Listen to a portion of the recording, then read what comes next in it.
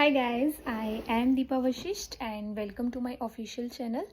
So as all of you know, we have started a series about organic spectroscopy. So organic spectroscopy वैसे तो vast topic है, but हमने उसमें सबसे पहले चूज़ किया है NMR स्पेक्ट्रोस्कोपी, जो मोस्ट ऑफ द एग्ज़ाम्स जिनके स्टूडेंट्स या जिनके एस्पायरेंट्स मेरे चैनल पे सब्सक्राइब्ड हैं, मेरे साथ जुड़े हुए हैं, तो उनमें NMR स्पेक्ट्रोस्कोपी सबसे ज़्यादा पूछी जाती है या सबसे कॉमन रहता है क्वेश्चन वहाँ से पूछा जाना। दैट्स वाई हमने उसको स्टार्ट किया है।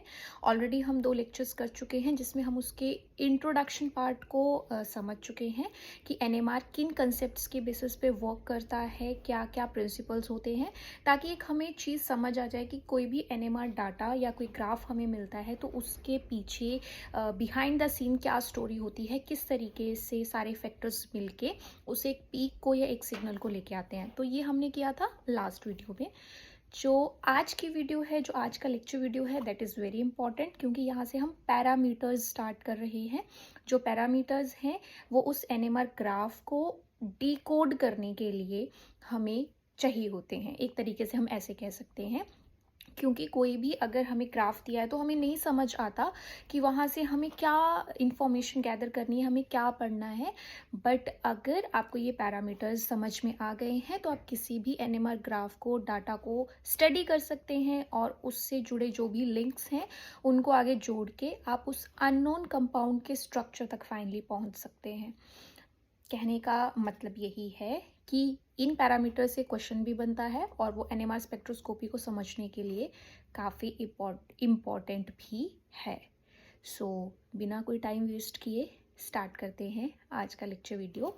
And yes, please do like, share and comment और सब्सक्राइब अगर आपने अभी तक नहीं किया है तो।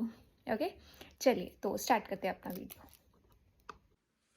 हाय गाइस, तो जैसा कि हमने एनएमआर स्पेक्ट्रोस्कोपी की जो सीरीज़ स्टार्ट करी है, तो उसके जो लास्ट लेक्चर्स हैं उसमें हम इसके इंट्रोडक्शन के बारे में पढ़ चुके हैं। ठीक है, कि कोई भी एनएमआर सिग्नल अगर हमें मिलता है तो उसके पीछे की बिहाइंड द सीन स्टोरी क्या है वो हमने 2 लेक्चर्स में ऑलरेडी कंप्लीट कर लिया था। लाइक उसकी एप्लीकेशन क्या है, क्या कंसेप्ट्स रहते हैं किसी भी न्यूक्लियाई का अगर हम एनएमआर स्टडी करते हैं तो उसके सिग्नल के पीछे। ये हमने इसलिए किया ताकि आपको एक कंप्लीट चीज़ समझ आए कि हम जो पढ़ने जा रहे हैं उसका इम्पोर्टेंस क्या है, वो किस तरीके से वर्क करता है। वो थोड़ा सा अगर एक बार माइंड में बैठ जाता है तो फिर आगे की चीज़ें समझने में प्रॉब्लम नहीं आती। अदरवाइज़ हम डायरेक्टली जंप कर सकते थे जहाँ से क्वेश्चन बनते हैं उस पोर्शन पे भी, लेकिन उससे क्या होता है ना कि कोई कनेक्शन सा, एक लिंक सा नहीं बैठता है। दैट्स वाई मैं यहाँ पे पहले इंट्रोडक्शन वाले पार्ट को डिस्कस करने के बाद ही नेक्स्ट पे मूव करूँगी, और वो अब हमारे पास है पैरामीटर्स के बारे में। ठीक है, पैरामीटर्स ऑफ एनएमआर सिग्नल। और आप नॉर्मली अभी क्योंकि हम प्रोटोन एनएमआर को ही डिस्कस कर रहे हैं तो आप लिख सकते हो पैरामीटर्स ऑफ प्रोटोन एनएमआर। तो जो पैरामीटर्स हैं उसमें 5 टाइटल्स या 5 आप कह सकते हो हेडिंग्स है जो आप पढ़ोगे, जिसमें सबसे पहला पैरामीटर होता है नंबर ऑफ सिग्नल्स के बारे में। आपने देखा होगा आपको कोई डाटा मिला जिसमें इस तरीके से पीक्स बनी होती हैं, है ना, एनएमआर डाटा में। तो इन पीक्स की बात कर रहे हैं, इन नंबर ऑफ सिग्नल्स की बात कर रहे हैं कि ये एक काफ़ी इम्पॉर्टेंट पैरामीटर होता है किसी भी ग्राफ को स्टडी करने के लिए, उसको डिकोड करने के लिए। ये जो हमारे पास नंबर ऑफ सिग्नल्स हैं कि कितनी लाइंस हमें दिख रही हैं, ये हमें एक्चुअली कुछ इम्पॉर्टेंट चीज़ बताता है। और वो इम्पॉर्टेंट चीज़ क्या है कि हमारे पास it tells us about how many sets of equivalent protons और न्यूक्लियाई आर प्रेजेंट। क्या मतलब हुआ इस बात का? इस बात का ये मतलब हुआ कि जैसे आपके पास मान लो कोई एग्जाम्पल है इस तरीके से CH3 ये कोई कंपाउंड है। तो इसमें आपसे पूछा जाएगा कि मान लो ये हमें अभी कंपाउंड के बारे में नहीं पता, हमें कोई डाटा मिल गया और उसमें जो है वो हमें सिर्फ एक ही तरह की लाइंस, एक ही तरह का या डिफरेंट पीक्स नहीं दिखी हैं, एक ही पीक दिखी है, बाकी ऐसे छोटी मोटी कोई होगी तो अलग बात है। तो उसका मतलब क्या है कि ये जिस कंपाउंड का डाटा है, एनएमआर डाटा है, उसमें सिर्फ एक ही टाइप के प्रोटॉन्स प्रेजेंट हैं या एक ही टाइप के न्यूक्लियाई प्रेजेंट हैं। जैसे ये मेरे पास मॉलिक्यूल है, तो जैसे ये हाइड्रोजन्स हैं, ये हाइड्रोजन भी बिल्कुल सेम वैसे ही हैं, बिल्कुल सेम मतलब इनका एनवायरनमेंट है, केमिकल एनवायरनमेंट है, जिसकी वजह से मैं कह सकती हूँ कि ये 6 के 6 प्रोटॉन्स सेम हैं, सिमिलर हैं, केमिकली इक्विवेलेंट हैं और इसी वजह से इनका एक सिग्नल हमें नज़र आया है। यहीं पे अगर मान लो मेरे पास होता ये CH3 CH2 CH3 इस तरीके से होता, तो हो सकता है कि मेरे पास जो इसका डाटा होगा वो कुछ इस तरीके से नज़र आएगा। अभी जस्ट मैं रफली बना रही हूँ, इसकी पोजीशंस में भी डिफरेंस आता है। कई बार हमारे पास यहाँ पे भी दिखेगा, कई बार यहाँ दिखेगा, तो उसका भी एक है, अप फील्ड है, डाउन फील्ड है, क्यों है वो हम आगे डिस्कस करेंगे। बट अभी सपोज मेरे को ये लगा कि CH3 और CH3 के जो प्रोटॉन है, 6 प्रोटॉन, उनका एक सिग्नल आना चाहिए और जो CH2 है उनका एक सिग्नल आना चाहिए। तो इस तरीके से एक जो रफ सा आइडिया मुझे देख के लग रहा है वो क्या लग रहा है कि अगर मान लो मेरा ये कंपाउंड होता उस टेस्ट ट्यूब में जिसका एनएमआर हम रन करवा रहे हैं, तो उसका जो सिग्नल होना चाहिए, एनएमआर डाटा होना चाहिए, उसमें 2 नंबर ऑफ सिग्नल्स होने चाहिए या 2 पीक्स होनी चाहिए, ठीक है, ताकि ये इसके साथ मैच कर सके कि हाँ 6 प्रोटॉन्स एक जैसे हैं तो उनका एक सिग्नल, 2 प्रोटॉन बाकियों से डिफरेंट है तो उसका अलग सिग्नल। तो इस तरह से ये जो फर्स्ट हमारे पास पैरामीटर है, नंबर ऑफ सिग्नल्स, ये हमें बताता है कि कितने सेट, जैसे इसमें एक ही सेट बना, इसमें कितने सेट बन गए, 2 सेट बने।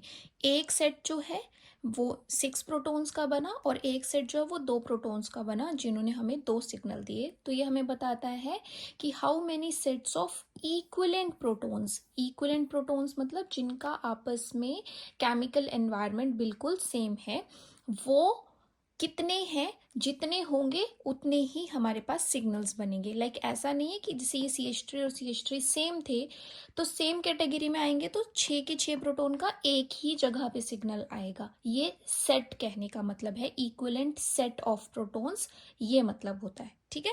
तो ये हो गया फर्स्ट पैरामीटर, बाकी इसके एग्जांपल्स हम आगे डिस्कस करेंगे। अभी सिर्फ समझो कि हम किन किन पैरामीटर्स की बात कर रहे हैं।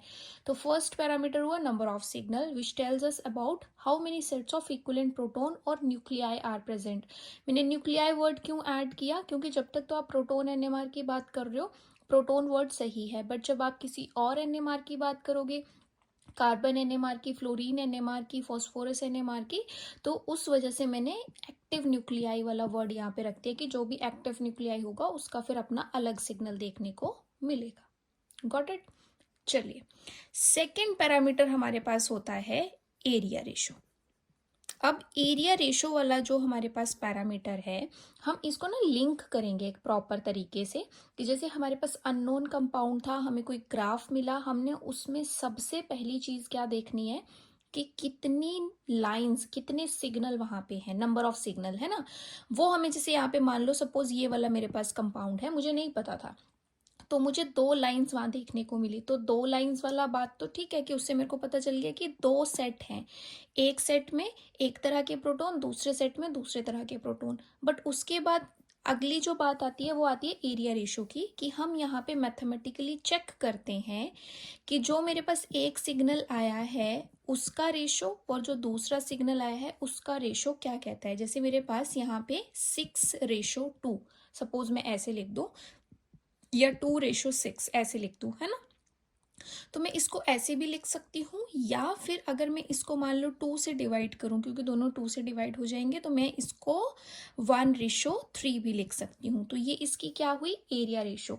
तो ये जो एरिया रेशो है ये हमें थोड़ा सा आइडिया देती है कि हमारे पास इतने प्रोटॉन एक सेट में हो सकते हैं। 1:3 का मतलब क्या है कि एक जो सिग्नल है वो एक प्रोटॉन की वजह से है और दूसरा सिग्नल जो है वो 3 प्रोटॉन की वजह से है।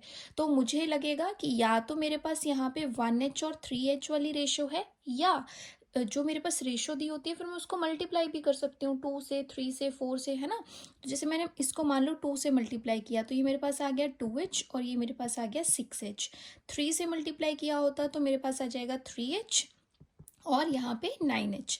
तो मेरे पास ऐसे ना बड़े सारे डिफरेंट सेट्स बनते जाएंगे जिसमें से मैं चेक कर सकती हूँ कि जो मेरे पास इस अननोन कंपाउंड का मॉलिक्यूलर फॉर्मूला है, केमिकल फॉर्मूला लिख रही थी मैं, जो भी इसका फॉर्मूला है मॉलिक्यूलर फॉर्मूला, उसमें हमें इतना तो पता होता है कि हमें कितने प्रोटॉन्स की रिक्वायरमेंट है। तो हम उससे आइडिया लगा लेते हैं कि अगर मुझे 3+1, अगर मेरे उस फॉर्मूला में 4 प्रोटॉन्स हैं तो मैं इस सेट को सही मानूंगी। अगर मेरे फॉर्मूला में 6+2 8 प्रोटॉन्स की रिक्वायरमेंट है तो मैं इस रेशो को सही मानूंगी। या फिर मेरे पास 12 प्रोटॉन्स की रिक्वायरमेंट है उस फॉर्मूला के अकॉर्डिंग तो मैं इसको सही मानूंगी। तो कहने का मतलब क्या है कि फर्स्ट जो पैरामीटर है उसने हमें पहले ये बताया कि कितने सेट हैं प्रोटॉन्स के।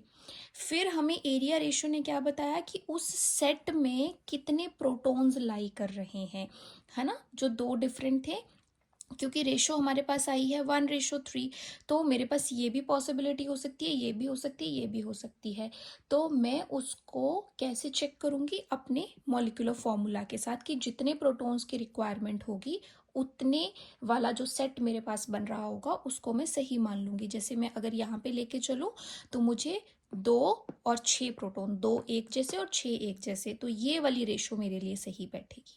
ठीक है, तो ये क्या हो गया, अब पॉइंट्स को आगे जोड़ रहा है। पहले इसने ये बताया कि कितने तरह के अलग अलग सेट है, फिर हर सेट में कितने प्रोटॉन्स हैं इसने वो बताया एरिया रेशो से। अब बात करेंगे हम नेक्स्ट पैरामीटर की, क्योंकि अभी तक हमें ये नहीं पता है कि जो हमारे पास ये प्रोटॉन्स हैं ये किस तरह के हैं। किस तरह के हैं का मतलब क्या है कि इनका नेचर कैसा है। तो नेचर को अगर जानना है तो उसके लिए एक बड़ा ही फेमस और इम्पॉर्टेंट पैरामीटर है जिसका नाम है केमिकल शिफ्ट। जिसका नाम क्या है, केमिकल शिफ्ट। यहाँ से क्वेश्चन बनता भी है, इंपॉर्टेंट है ये केमिकल शिफ्ट वाला। केमिकल शिफ्ट वाले पैरामीटर को हम पोजीशन ऑफ सिग्नल्स के नाम से भी जानते हैं। ठीक है, कि जैसे हमारे पास जो डाटा में पीक्स आती हैं उसकी ये जो पोजीशन है, कौन सी पोजीशन पे आया, ये हमारे लिए केमिकल शिफ्ट होता है, या पोजीशन ऑफ सिग्नल है वो हमें बताता है। तो क्या होगा, जैसे हमारा मान लो यहाँ 0 से स्टार्ट हुआ, यहाँ पे ये 1 था, ये 2 है ना, 3 4 5, तो मेरे पास एक सिग्नल आया 2 ppm पे। ये पार्ट्स पर मिलियन में हम स्केल को लेके चलते हैं केमिकल शिफ्ट की। और दूसरा सिग्नल मेरे पास आया है 5 ppm पे। तो मैं क्या कह रही हूँ कि मेरे पास 2 सिग्नल है और 2 सिग्नल्स की पोजीशन मैं चेक कर सकती हूँ ना वहां से डाटा से। तो मेरे पास 2 सिग्नल्स की पोजीशन क्या है, एक 2 ppm पे, एक 5 ppm पे। तो अब इससे मुझे क्या पता चलेगा, इससे मुझे ये पता चलेगा कि हमारे पास ना एक्चुअली डाटा है। आप कह सकते हो जो ऑलरेडी हमारे पास डाटा प्रेजेंट है उसमें ऐसा बताया गया है कि अगर आपकी 0.5 से 2 ppm की रेंज में कोई भी सिग्नल आता है तो वो जैसे sp3 वाले हाइड्रोजन का होता है, sp3 वाले कार्बन के साथ अटैच्ड हाइड्रोजन का होता है। ठीक है, फिर आपका मान लो 2 से 5 ppm के बीच में है तो वो भी sp3 होता है, लेकिन उसमें हम बात करते हैं विद इलेक्ट्रोनेगेटिविटी की। फिर अगर हमारा 5 to 8 के बीच में आता है तो वो sp2 का होता है। तो ऐसे करके हमारे पास ऑलरेडी एक चार्ट है जो मैं आपको आगे डिटेल में बताऊंगी, और ये आपको लर्न करना बहुत ज़रूरी है, बहुत इंपॉर्टेंट है। ठीक है, तो ये जब हमें लर्न हो जाएगा ना तो हमें पता रहेगा कि अच्छा हमारा सिग्नल 2 ppm पे आया, तो हम रिलेट कर पाएंगे कि जो 2 ppm वाला सिग्नल होगा वो पक्का ऐसा कार्बन है जिसकी हाइब्रिडाइजेशन sp3 है और उसके साथ वो प्रोटॉन अटैच्ड है। ठीक है, मतलब इस कार्बन के सारे सिंगल बॉन्ड हैं और उसके साथ ये हाइड्रोजन अटैच्ड है। अगर मेरे पास वैल्यू 5 ppm के पास आई है तो मैं यहाँ पे जाऊंगी कि है तो वो भी sp3 वाला, लेकिन उसके साथ पक्का कोई ना कोई इलेक्ट्रोनेगेटिव एटम या कोई आप कह सकते हो कि विड्रॉइंग ग्रुप जो है वो प्रेजेंट है। तो अगर ऐसा हमारे पास रहता है तो उससे हमें इंफॉर्मेशन मिलती है अबाउट नेचर ऑफ प्रोटॉन्स। तो केमिकल शिफ्ट जो है वो हमें क्या बता रहा है? केमिकल शिफ्ट हमें बता रहा है, tales us about nature of protons. ठीक है, कि नेचर की बात क्या है कि ये sp3 टाइप का प्रोटॉन है, sp2 है ना, डबल बॉन्ड वाला है या ट्रिपल बॉन्ड वाला है, या जिसे हम बोलते हैं ओलेफिनिक है, या एरोमेटिक है, या फिर हमारे पास CHO एल्डिहाइड वाला है या एसिड वाला है। तो इस तरीके से ये हमें कंप्लीट इंफॉर्मेशन दे देता है केमिकल शिफ्ट वाला पैरामीटर, कि जो हमारे पास यहाँ पे पोजीशन है वो कौन सी कैटेगरी को बिलोंग कर रही है, जिससे हमें ये पता चलेगा कि अब जो ये मेरे पास हाइड्रोजन था वो ऐसे कार्बन के साथ अटैच्ड है जो डबल बॉन्ड वाला है, या ऐसे कार्बन के साथ अटैच्ड है जो सारे सिंगल बॉन्ड वाला है, या फिर ऐसे कार्बन के साथ अटैच्ड है जो ट्रिपल बॉन्ड वाला है, या ऐसे कार्बन के साथ अटैच्ड है जो एरोमेटिक रिंग का हिस्सा है। तो इस तरीके से केमिकल शिफ्ट एक बड़ा इंपॉर्टेंट रोल प्ले करती है आगे पॉइंट्स को लिंक करने में। ठीक है, तो ऐसा करने से अभी हमें क्या पता चला? पहले हमें पता चला कितने तरह के सेट हैं प्रोटॉन के, फिर हमें पता चला हर सेट के अंडर एरिया रेशो से हर सेट के अंडर कितने प्रोटॉन आते हैं। उसके बाद हमें ये भी पता चल गया कि अच्छा, एक मेरे पास 6H वाला है, एक मेरे पास 2H वाला है। तो मेरे पास जो 2H वाला है वो मान लो सिंपल sp3 वाला है, और जो 6H वाला सिग्नल है वो ऐसा sp3 कार्बन के साथ अटैच्ड है जिसके साथ इलेक्ट्रोनेगेटिव एलिमेंट ज़रूर अटैच्ड होगा। मतलब यहाँ पे कोई फ्लोरीन क्लोरीन कुछ भी ऐसा अटैच हो सकता है। तो इससे अब हमें इंफॉर्मेशन आगे और मिलती जा रही है कि मैं उस अननोन कंपाउंड के स्ट्रक्चर को ड्रॉ कर सकूं। बट अभी भी मुझे ये नहीं पता कि कौन सा हिस्सा किसके साथ अटैच्ड है, कि 6 प्रोटॉन डायरेक्टली 2 प्रोटॉन वाले कार्बन के साथ अटैच्ड हैं, या 3-3 है, या 2-2 करके हैं। मतलब उनकी एक्चुअल जो कनेक्टिविटी है वो अभी तक मुझे नहीं पता है। तो उसके लिए अब हमें नेक्स्ट इम्पॉर्टेंट पैरामीटर पे शिफ्ट होना है, और वो है इसकी multiplicity. That is also very important factor और पैरामीटर। ओके, सो अभी अपना फोर्थ पैरामीटर आप लोगों ने लिख लेना है, और फोर्थ पैरामीटर यहाँ पे किसके बारे में है? मल्टीप्लिसिटी के बारे में। मल्टीप्लिसिटी, या फिर आप यहाँ पे इसको स्प्लिटिंग ऑफ सिग्नल के नाम से भी जानते हो। ये अब एक नया फैक्टर है, नया पैरामीटर है जो ऐड हुआ है।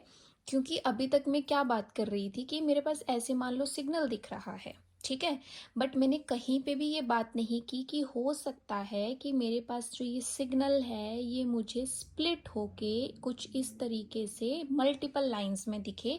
ऐसी भी पॉसिबिलिटी होती है। तो ये जो हमारे पास मल्टीप्लिसिटी देखने को मिलती है या स्प्लिटिंग देखने को मिलती है सिग्नल्स की, इसके पीछे जो एक्चुअल रीज़न होता है वो होता है इसका नेबरिंग एनवायरनमेंट। तो हमें जो स्प्लिटिंग ऑफ सिग्नल है, कि कोई एक सिग्नल एक लाइन में, 3 लाइन में, 4 लाइन में, 5 लाइन में, जितने में भी स्प्लिट हुआ है, उसके पीछे का रीज़न क्या है, उसके पीछे की वजह क्या है वो, और हमें क्या इंफॉर्मेशन देता है वो हम यहाँ से निकालेंगे। ठीक है, तो पहले तो हम यहाँ पे इसके बारे में लिखेंगे कि it tells us about it's neighbouring environment. It's neighbouring environment, ये बहुत इंपॉर्टेंट चीज़ है समझने वाली, कि हम यहाँ पे क्या कह रहे हैं। कि जैसे मेरे पास ना यहाँ पे क्या था, मॉलिक्यूल ऐसा था ना, CH3 CH2 CH3।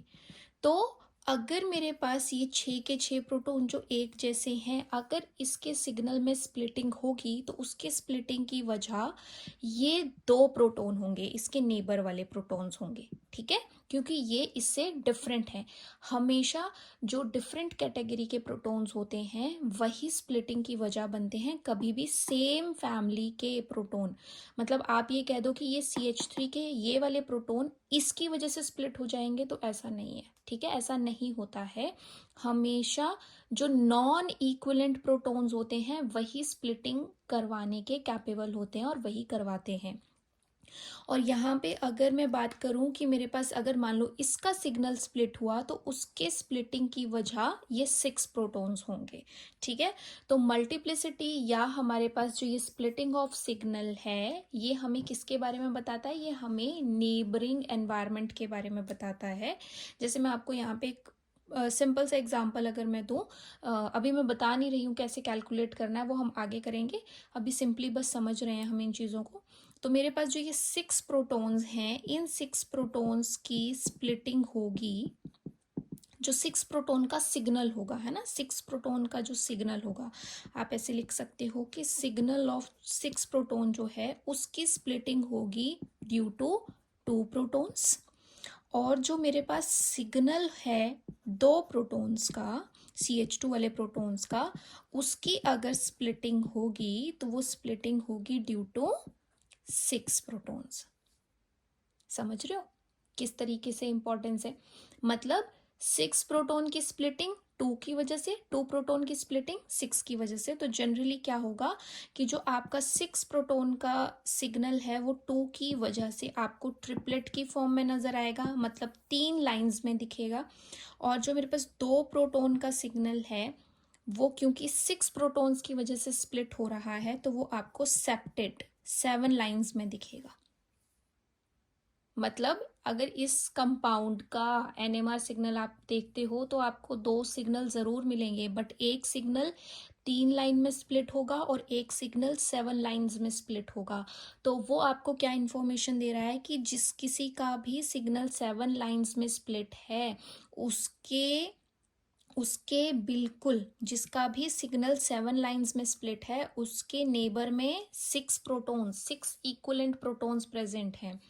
और जिसका भी सिग्नल ट्रिपलेट में स्प्लिट होगा उसके नेबर में 2 इक्विवेलेंट प्रोटॉन्स प्रेजेंट हैं, ठीक है। क्योंकि इसका एक पर्टिकुलर फॉर्मूला होता है कैलकुलेट करने का, बट अभी आप सिर्फ ये पॉइंट समझो कि हम पैरामीटर्स को लिंक करते हुए किस तरह से किसी भी अननोन कंपाउंड के स्ट्रक्चर तक पहुंच जाते हैं by reading it's NMR graph और NMR डाटा। ऑलराइट, तो अभी देखो, अभी हम एक थोड़ा सा ना पॉइंट्स को वो करते हैं, ज्वाइन करते हैं कि हमने जो अभी 4 पैरामीटर किए उन्होंने किस तरीके से हमें हेल्प दिलाई है किसी भी अननोन कंपाउंड के स्ट्रक्चर को बनाने में। देखो, जैसे हमारे पास यहाँ पे क्या है, ये हमारे पास ऐसे था, एक हमने 1 2 3 4 ऐसे 7 लाइंस वाला मान लो ये, ठीक है, ऐसे ही बना दिया मैंने। और एक 3 लाइंस वाला अभी मैंने ऐसे बना दिया, ऐसे करके, ओके, रफ सा। तो ऐसा मुझे ना कोई डाटा मिला, तो मैंने पहले क्या देखा, सबसे पहले 2 सिग्नल्स, है ना, नंबर ऑफ सिग्नल से कि 2 तरह के सेट हैं प्रोटॉन्स के। फिर अगला मेरे पास क्या आया, एरिया रेशो। एरिया रेशो ने क्या बताया कि एक सेट 6 प्रोटॉन्स का है और दूसरा 2 प्रोटॉन्स का है। फिर उसके बाद मुझे नेक्स्ट पता चला इसकी मल्टीप्लिसिटी का, तो मल्टीप्लिसिटी से पता चला ये भी sp3 है, ये भी sp3 है ना, क्योंकि उसमें जो हम एक्चुअली इसको मान के चल रहे हैं, जो अभी हमने एज्यूम किया है कि हाँ वो इस तरीके के कंपाउंड का है, तो ये हमारे पास इनकी रेंज sp3 वाली ना वही रहेगी, 0.5 से 2 ppm के बीच ही दोनों का सिग्नल, बहुत ज़्यादा डिफर नहीं करेगा, क्योंकि किसी के साथ भी कोई इलेक्ट्रोनेगेटिव एलिमेंट अटैच नहीं है यहाँ पे, ठीक है। तो उसके बाद जो होगा हमें ये पता चल गया, नेचर पता चल गया। फिर हमने बात की आगे स्प्लिटिंग की, तो जो 6 प्रोटॉन्स का सिग्नल था वो 2 की वजह से ट्रिपलेट में स्प्लिट हुआ है, और जो मेरे पास 2 प्रोटॉन का है वो किस में, 6 की वजह से सेप्टेट में स्प्लिट हुआ है। तो यहाँ से मुझे अब कैसे इंफॉर्मेशन मिलती गई कि 2 तरह के प्रोटॉन्स थे, 6 और मतलब 2 प्रोटॉन का सेट बना, उनका नेचर क्या है, sp3 है, मतलब कार्बन है हमारे पास यहाँ पे। जैसे मैं अभी बता रही थी कि 6 एक तरह के प्रोटॉन्स है ना, और 2 एक तरह के प्रोटॉन्स। तो क्योंकि sp3 है तो सबका सिंगल बॉन्ड ही बनेगा। बाकी अगर कुछ इन्फॉर्मेशन मिसिंग हो तो वो हम कार्बन एनएमआर से भी एक्वायर कर लेते हैं, जिससे हमें ये पता चल जाता है कि कितने टाइप के कार्बन होने चाहिए, है ना। वो बाकी बात की बात है। अभी सिर्फ हम इस प्रोटॉन एनएमआर के अकॉर्डिंग बात करें तो क्योंकि sp3 है, ये 6 प्रोटॉन हमारे पास एक जैसे आ गए अगर हम इसको इस तरीके से ड्रॉ करते हैं तो, और ये 2 प्रोटॉन एक जैसे आ गए। तो इस तरीके से क्या हुआ, अच्छा हाँ, फिर हमें इसको ज्वाइन कैसे किया कि जो 6 प्रोटॉन है वो 2 के साथ डायरेक्टली लिंक है। अब एक कार्बन में तो 6 प्रोटॉन आप डाल नहीं सकते, तो ऑब्वियस सी बात है 3 में डिवाइड करना पड़ेगा। तो ऐसा करने से हमें ना एक इंफॉर्मेशन मिल जाती है कि हम उसके स्ट्रक्चर को प्रपोज कर सकें कि ऐसा स्ट्रक्चर होना चाहिए। और अगर वो बाकी जो हमारे पास इंफॉर्मेशन है, बाकी जो भी डाटा मिलता है, बाकी एक्सपेरिमेंट करके उसके साथ भी मैच करता है, तो फिर वो बिल्कुल श्योर हो जाती है चीज़ कि यस, इस एनएमआर की हेल्प से हम किसी भी अननोन कंपाउंड के स्ट्रक्चर तक पहुंच गए। ठीक है, बट इसके बाद भी ना एक और हमारे पास इंपॉर्टेंट पैरामीटर है जिसका नाम है हमारे पास कपलिंग कांस्टेंट, जिसका नाम है कपलिंग कांस्टेंट। तो कई बार ऐसा होता है कि हमारे पास मान लो कोई डबल बॉन्ड की, यहाँ पे जैसे ना हम केमिकल शिफ्ट में हमारे पास sp2 वाले आए हैं, डबल बॉन्ड वाले आए हैं। लेकिन डबल बॉन्ड आपको पता होगा हमारे पास 2 तरह के जैसे हम नॉर्मली एग्जिस्ट कर सकते हैं, जैसे ऐसा कि आपके पास ये x और यहाँ पे x है ना। सिस और ट्रांस की बात कर रही हूँ मैं एक्चुअली ना, आपके पास जैसे ये दोनों एक्स एक तरफ है और इसमें ये अपोजिट है, तो ट्रांस और सिस। तो अगर मैं इसकी केमिकल शिफ्ट की बात करूंगी कि दोनों sp2 ही आएंगे, है ना, सेम आएंगे, बट मुझे एग्जैक्ट ये नहीं पता चलेगा कि उसकी फॉर्म मुझे ट्रांस वाली बनानी है या सिस वाली बनानी है। तो अगर मुझे स्टीरियो केमिस्ट्री का पता करना है तो उसके लिए जो मेरे पास पैरामीटर है वो कपलिंग कांस्टेंट का है, जिसको हम जे, कैपिटल जे से भी रिप्रेजेंट करते हैं। बाकी इसके डिटेल्स में आगे बताऊंगी जब हम एग्जांपल्स अभी 1 बाय 1 स्टार्ट करेंगे, starting from number of signal. इस लेक्चर में मुझे सिर्फ आपको ये पैरामीटर्स का कंसेप्ट समझाना था कि किस तरीके से number of signals, area ratio, chemical shift, multiplicity and then coupling constant किसी भी अननोन कंपाउंड के डाटा को रीड करने में हेल्प करते हैं, और उसका जो भी प्रपोज स्ट्रक्चर वहाँ पे डिज़ाइन करना है उसको ढूंढने में हमारी हेल्प करते हैं।